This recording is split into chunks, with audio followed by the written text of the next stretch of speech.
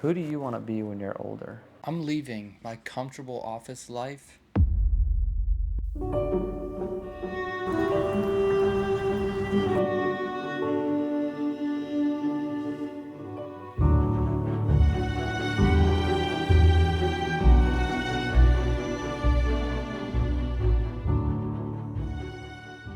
Ever since I was a teenager, I've thought about what life will look like when I get older.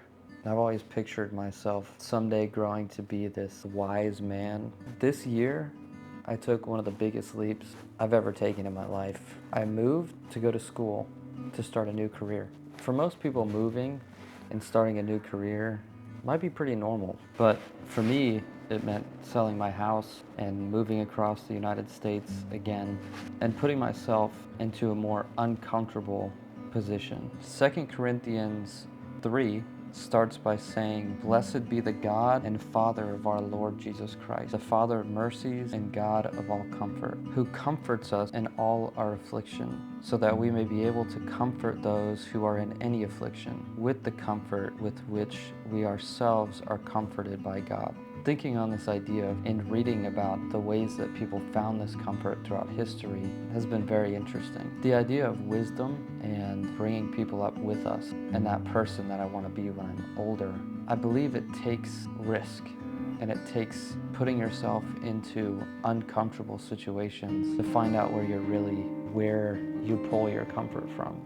Figuring out what makes you comfortable. I've always had this idea that in order for me to be able to give advice to somebody, I have to have done enough for somebody to listen to me. So this last year, I moved, I'm selling my house, and I'm starting a new career.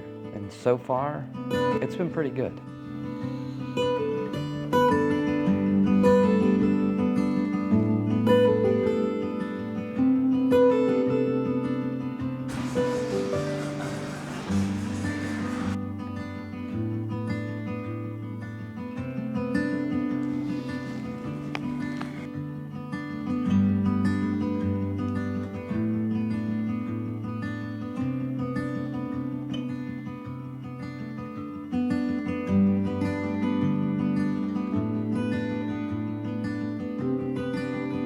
To me, it's posed some of the most important questions in my life.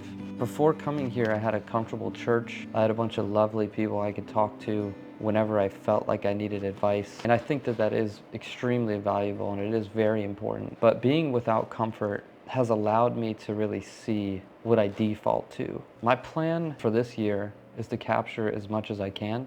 With so much happening in the world around us, it's really easy to get caught up in our own world and to forget the people around us. I think it's important to capture even the most mundane things.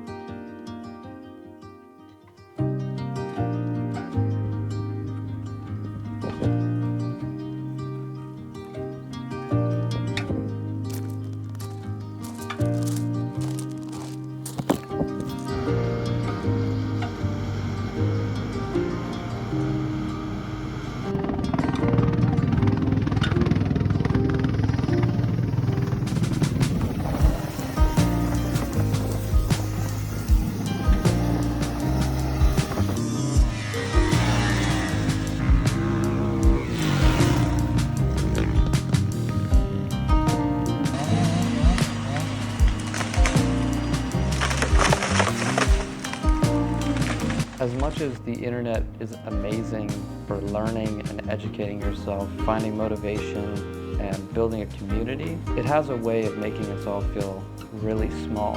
So anyways, I guess I say all of this to say that you're not alone. It does take risk, but I think that we can all learn so much from each other.